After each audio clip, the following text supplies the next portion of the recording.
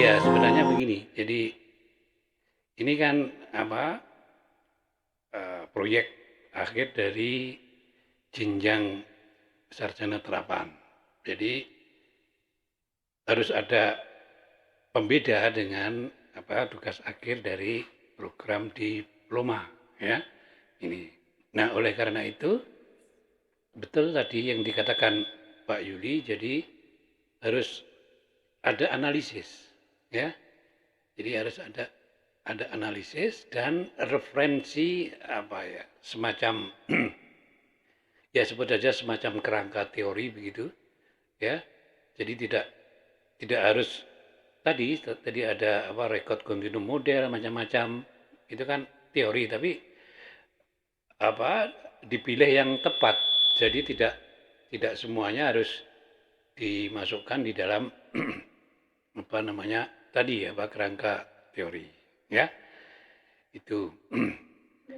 Nah, kemudian ini teknis dulu ya. Jadi saya melanjutkan teknis. Jadi ada beberapa catatan perut ya. Dalam tradisi akademik, catatan perut itu harus disebutkan halamannya. Jadi tidak nama kemudian tahun ya. Supaya nanti apa kalangan akademik yang lain bisa mengecek apakah ini betul yang Anda rujuk ini betul atau tidak. Kalau enggak Anda beri halamannya, jangan-jangan ini mengutip dari kutipan yang lain. Jadi untuk menghindari itu. Jadi harus ada upaya untuk memberikan nomor apa halamannya ya supaya bisa dicek oleh apa pembaca-pembaca atau lingkungan akademik yang lain ya. Jadi tidak boleh sebenarnya ya catatan perut hanya nama dan tahun ya. Nah, kemudian saya ingin tanya, ini yang Anda bahas kan arsip dinamis inaktif ya. Jadi di dalam pendahuluan selain apa tadi sudah dijelaskan Mbak Indah alasan akademik dan alasan lainnya mengapa Anda memilih itu dan apa tema seperti itu. Tapi yang ingin saya catat di sini adalah begini.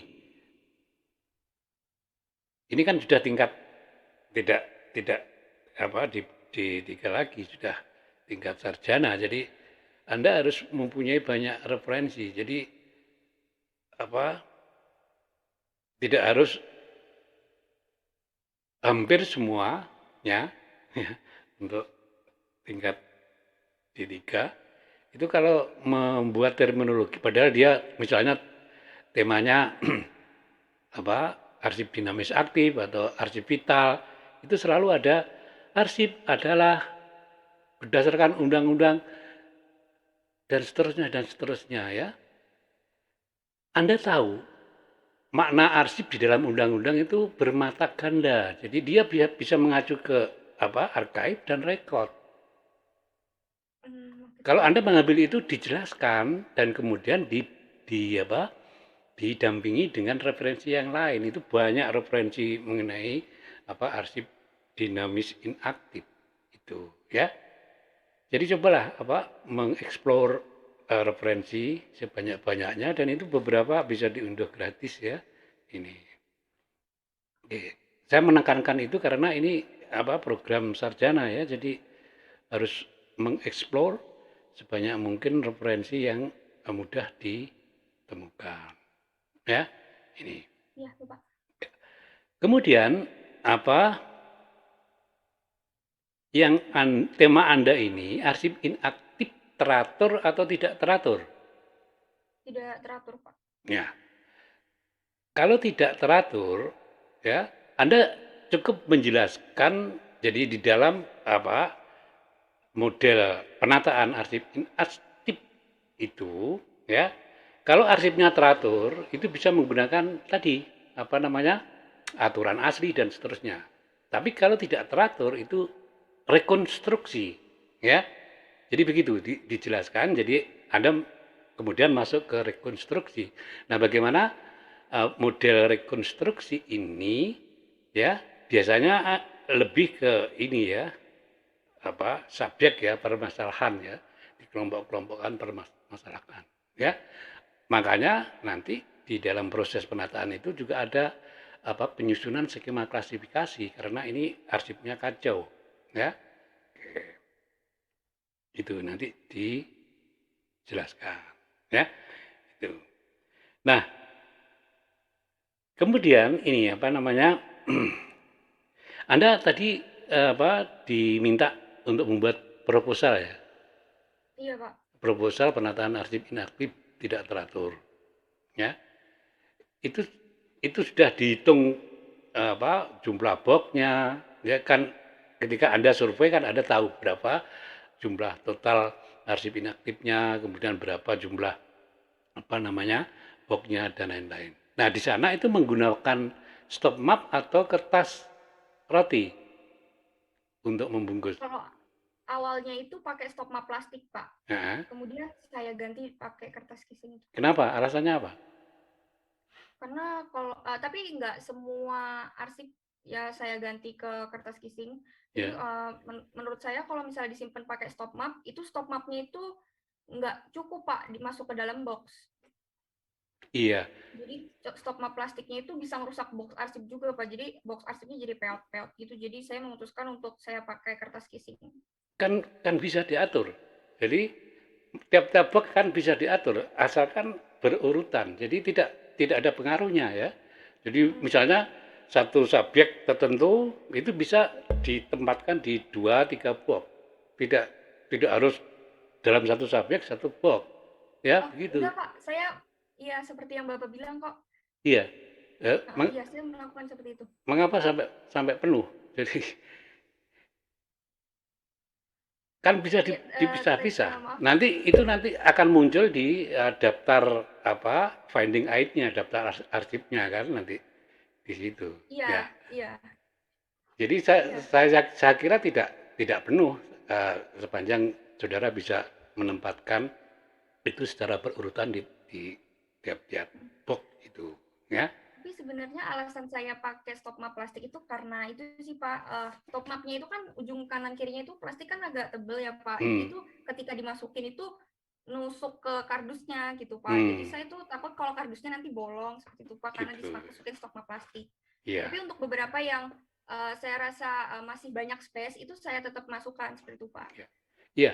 Sebenarnya ini saya ingin tanya, menggunakan kertas kissing, ya, itu menurut Anda itu kan zaman bahula ya. Ya, Kertas kissing itu dulu ketika harga kertas, harga stop map itu mahal, makanya menggunakan kertas kissing, ya. Apalagi kertas kissing kan tidak diuji dulu kadar keasamannya. Begitu juga stop iya, map, ya kan? iya. Kecuali kalau memang kertas kissing khusus untuk membungkus itu tidak masalah, ya.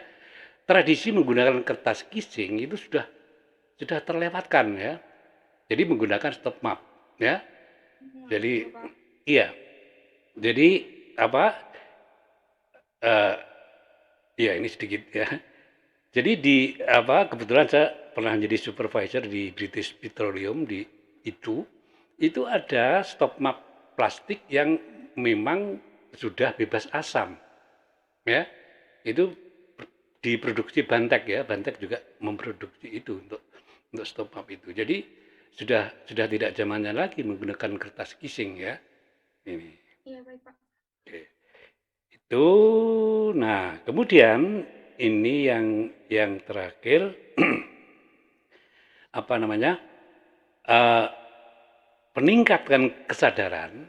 Jadi Anda bisa merasakan nggak ketika apa pegawai atau karyawan di tempat saudara PKL ketika mengetahui kerja Anda, itu mereka mulai sadar atau tidak? Anda merasakan nggak sebelum nanti dilanjut diukur ya? Iya merasakan sih Pak.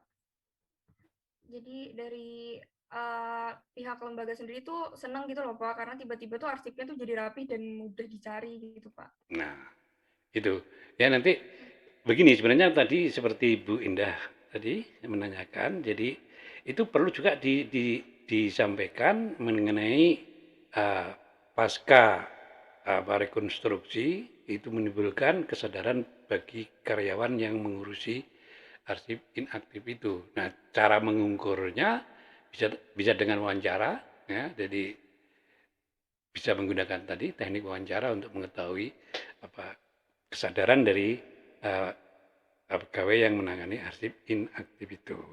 Ya, oke sekali lagi. Jadi tidak apa-apa ini awal ya. Jadi nanti kedepannya saya berharap untuk proyek akhir ini betul-betul berbeda ya, berbeda dengan laporan tugas akhir. Ya karena ini sudah tingkat sarjana. Ya, oleh karena itu ya diperlukan referensi sebanyak-banyaknya dan itu tidak tidak sulit ya untuk mengumpulkan referensi itu ya. Hanya syaratnya Anda harus menguasai minimal pasti bahasa Inggris. Tapi kalau itu kan sudah banyak dukun-dukunnya ya, Mbah Google itu kan sudah bisa ya, walaupun kacau tapi Anda kan tahu, oh ini maksudnya begini dan seterusnya. Oke, saya kira itu. Terima kasih. Baik, sidang kami buka kembali. Jadi Mbak Sanela, tadi kami tim sudah diskusi kecil ya. Jadi pada prinsipnya proyek akhir Mbak Sanela bisa diterima oleh tim penguji dan Mbak Sanela dinyatakan lulus. Ada pertanyaan? Sebentar ini. Oke, kalau nggak ada, selamat ya Mbak Sanela, sudah selesai belajar Anda. Nanti kalau mau ke S2, silakan, mudah-mudahan bisa melanjutkan kuliah lagi. Kalau memang ingin kuliah lagi, kalau ingin langsung bekerja, ya mudah-mudahan cepat mendapat pekerjaan. Ya. Oke. Pak.